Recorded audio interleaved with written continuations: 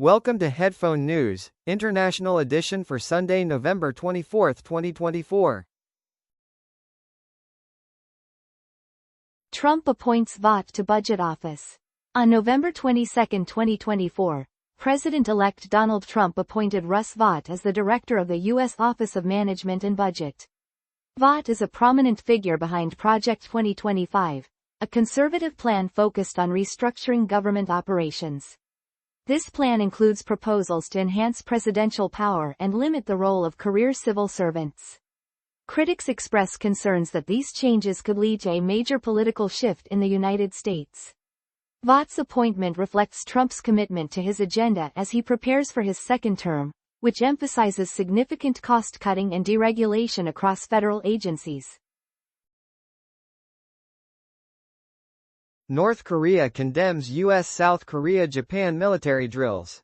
On November 23, 2024, North Korea condemned recent military drills conducted by the United States, South Korea, and Japan. These exercises, known as Freedom Edge, took place over 3 days and involved advanced military assets, including fighter jets and the USS George Washington aircraft carrier. North Korea's defense ministry warned that these military activities could lead to serious conflict on the Korean peninsula.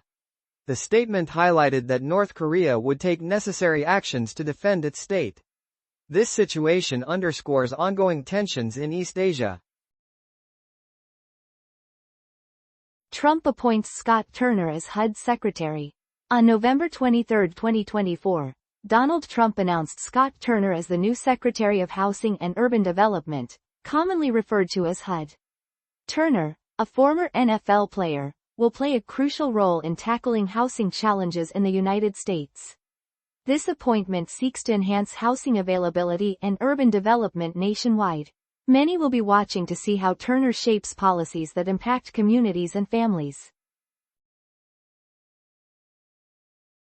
Surrey parents demand improved bus services for disabled children.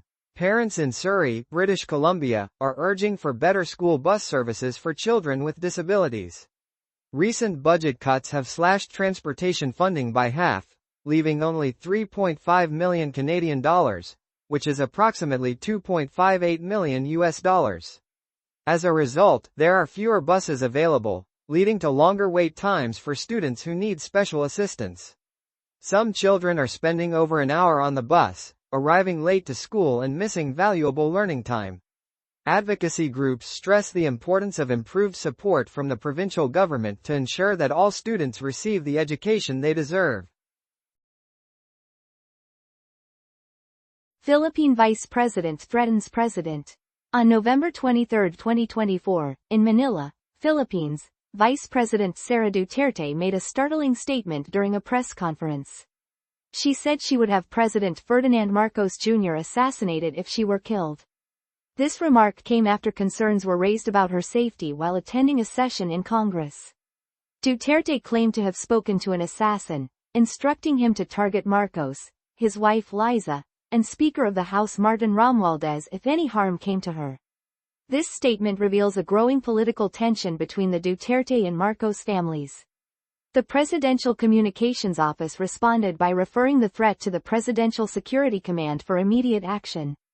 The political climate in the Philippines remains tense as the country approaches mid-term elections in May 2025.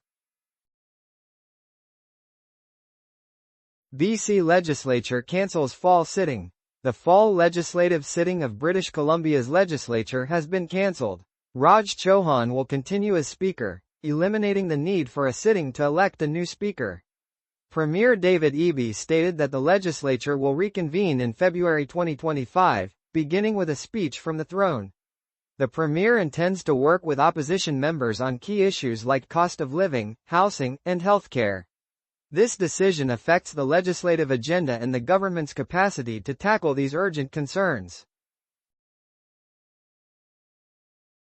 Mississauga Mayor resigns from Police Board. Mississauga Mayor Carolyn Parrish has resigned from the Peel Police Service Board following a proposed 21.3% budget increase for the Peel Regional Police.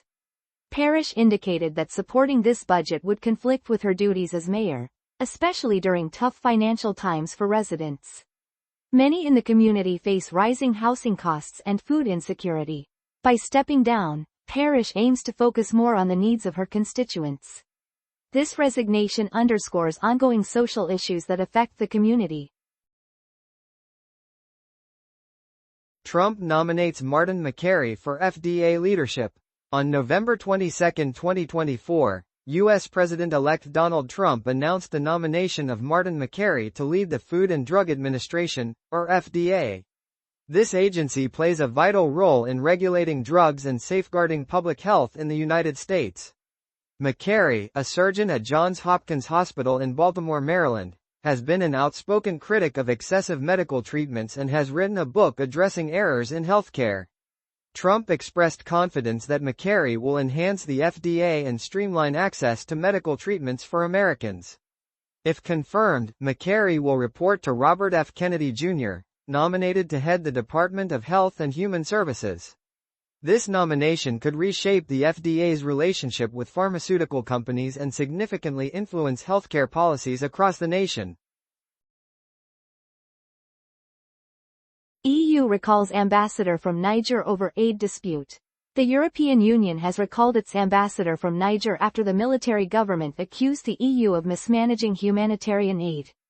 The junta claimed that a fund of €1.3 million was improperly allocated among several international organizations without proper transparency or cooperation with local authorities.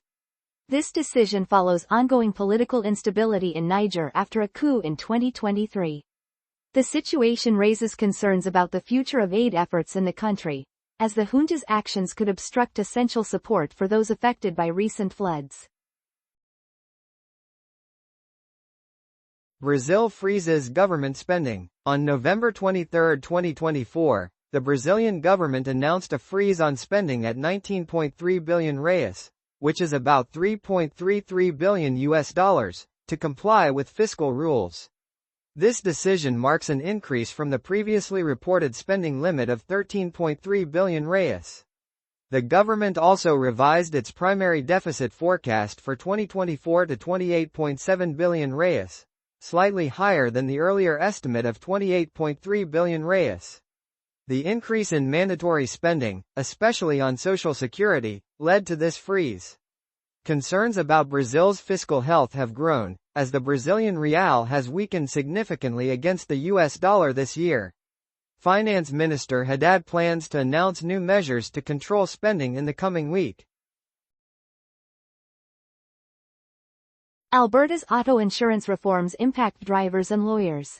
The Alberta government has introduced new auto insurance reforms designed to lower premiums for drivers by about $400 by 2027.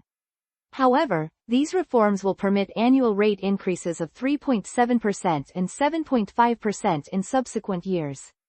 Finance Minister Horner emphasized that while the government can enact these changes, there are no guarantees regarding future savings.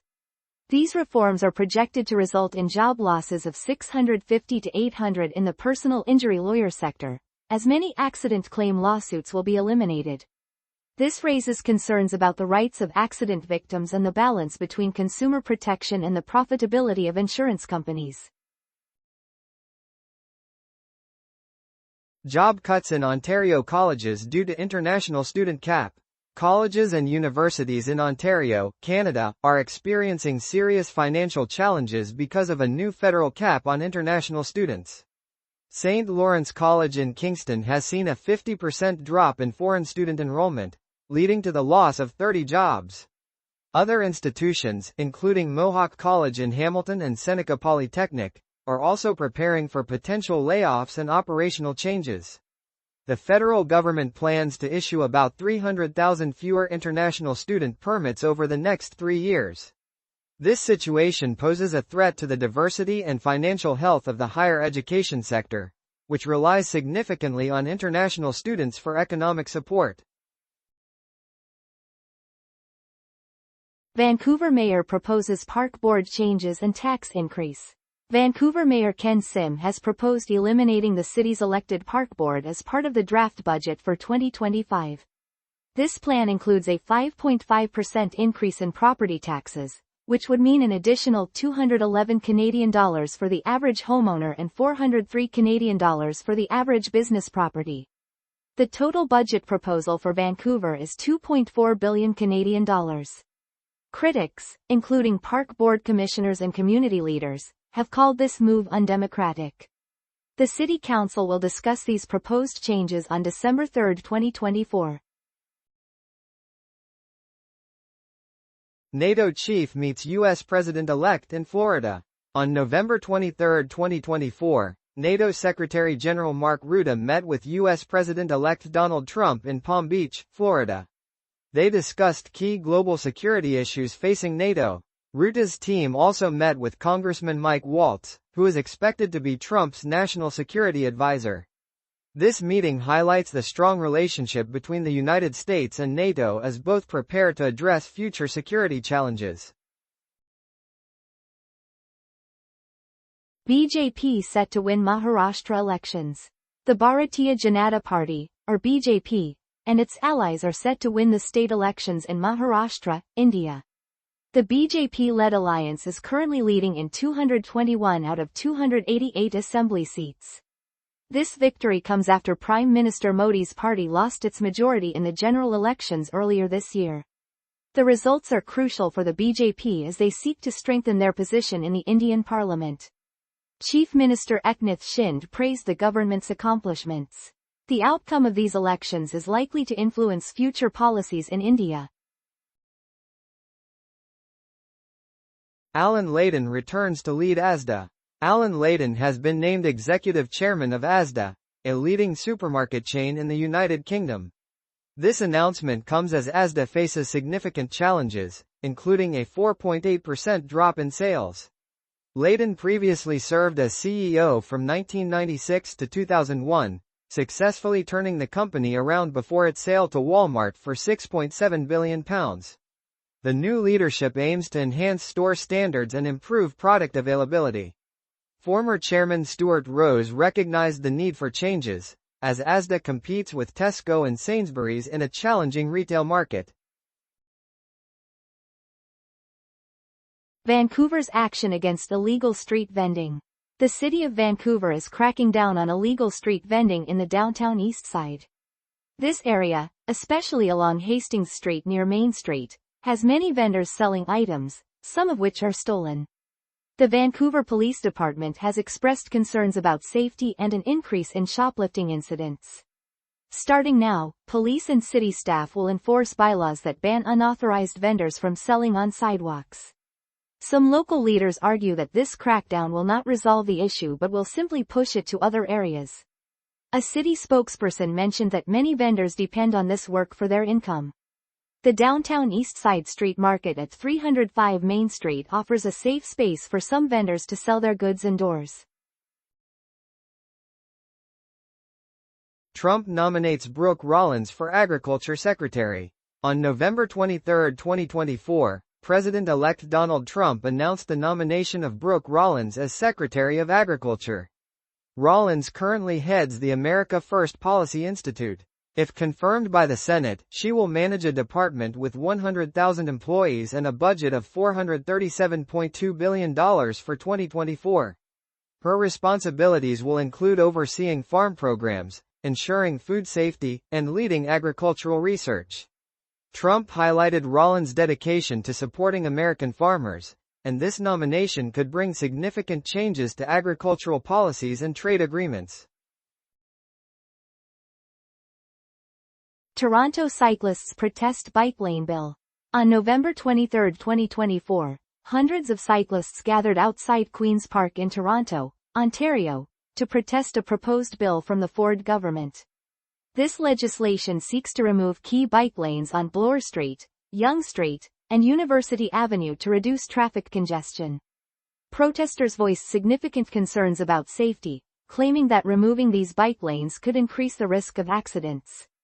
Local officials, including Mayor Chow, also opposed the bill, noting that the cost of removing bike lanes is estimated at $48 million Canadian dollars, or about $35.7 million US dollars. The rally aimed to highlight the essential role of bike lanes in keeping cyclists safe on city streets. Goldman Sachs faces losses from Northvolt bankruptcy. Goldman Sachs will write off nearly $900 million after Northvolt, a Swedish lithium-ion battery producer, filed for bankruptcy. This Chapter 11 filing comes after Northvolt faced production issues and dwindling funds. The company had previously raised $1 billion to build Europe's largest lithium-ion battery plant, with major investments from Volkswagen and Goldman Sachs. This bankruptcy raises concerns about the future of the lithium-ion battery market, which is essential for electric vehicles and renewable energy. Protests erupt in Montreal during NATO assembly.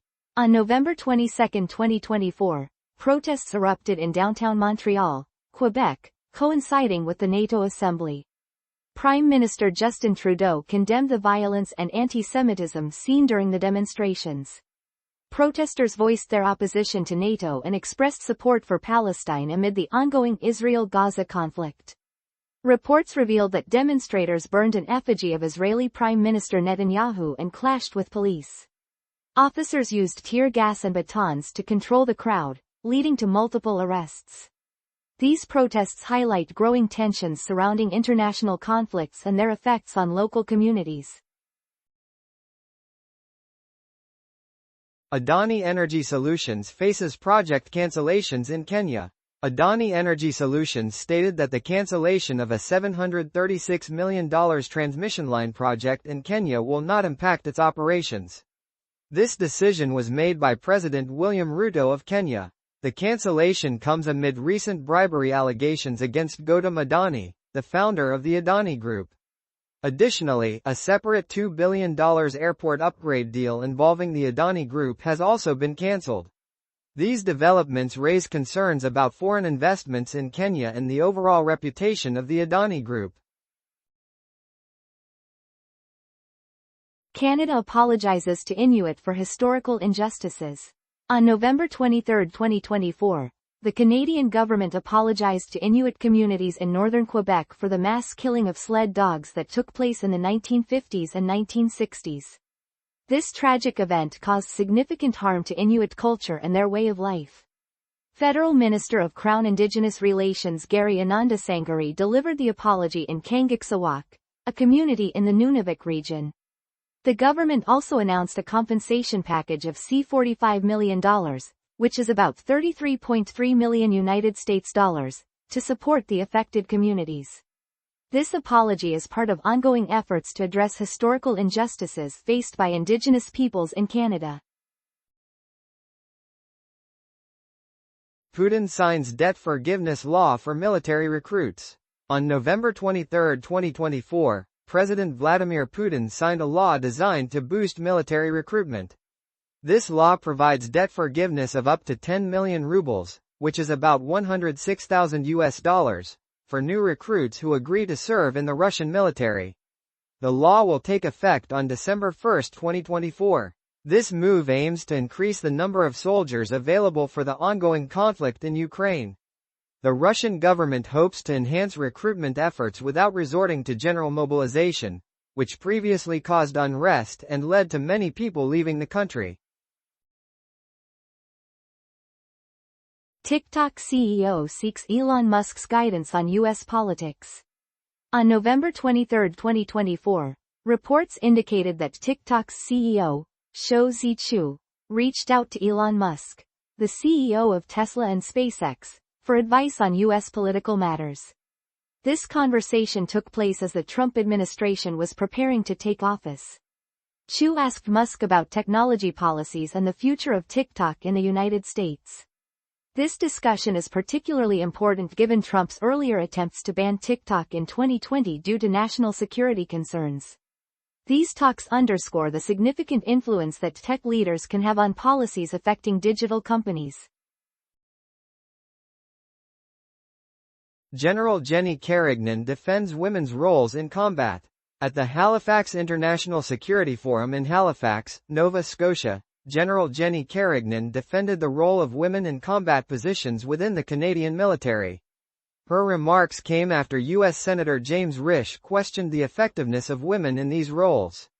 With 39 years of experience as a combat officer, Carignan expressed disbelief that, in 2024, there is still a need to justify women's contributions to military service. She stressed that women should not be seen as distractions to national security. This discussion reflects ongoing debates about gender equality in the military. Jay Bhattacharya as leading candidate for NIH director. Jay Bhattacharya is the leading candidate to become the next director of the National Institutes of Health, or NIH, under President-elect Donald Trump. According to reports from the Washington Post, Bhattacharya made a strong impression on Robert F. Kennedy Jr., Trump's choice to head the Department of Health and Human Services, during a recent meeting. Bhattacharya plans to focus on innovative research and aims to lessen the influence of long-serving officials at NIH. If appointed, his leadership could significantly reshape public health research and policy in the United States. COP29 Agreement on Global Carbon Credit Trading. The COP29 climate conference in Baku, Azerbaijan, has reached a crucial agreement to create a global market for carbon credits. This new market will allow countries to buy and sell credits that signify reductions in greenhouse gas emissions. The main aim is to raise billions of dollars for projects that fight climate change. The agreement highlights the need for transparency and accountability in trading practices. Estimates indicate that this market could be worth $250 billion each year by 2030, potentially offsetting an additional 5 billion metric tons of carbon emissions annually. Polish farmers block border in protest against trade deal. On November 23, 2024, farmers in Poland blocked the Medyka border crossing with Ukraine. This protest was against the trade agreement between the European Union and the South American trade bloc Mercosur, which farmers believe will threaten their competitiveness. They are also demanding that the Polish government keep agricultural tax levels the same as in 2023. Around 30 farmers took part in the blockade, which is expected to last for 24 hours. Only one truck per hour is allowed to leave Poland, while trucks from Ukraine are not permitted to enter. The Polish Minister of Agriculture, Czesław Siekierski, has expressed support for the farmers' demands and plans to address the issue with the government. Australia abandons proposed fines for misinformation. On November 24, 2024, the Australian government announced it would not move forward with plans to fine social media companies up to 5% of their global revenue for failing to stop the spread of misinformation.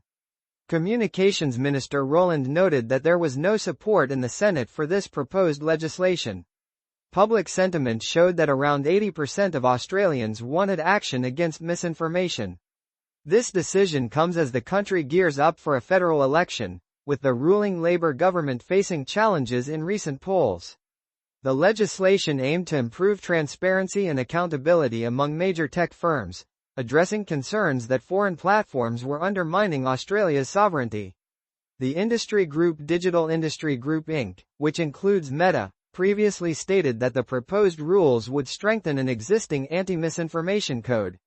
The withdrawal of this bill raises questions about the future of misinformation regulation in Australia and the responsibilities of social media platforms in managing content. That is all the news for today. Thank you for listening to today's Headphone News. News summary brought to you by AI.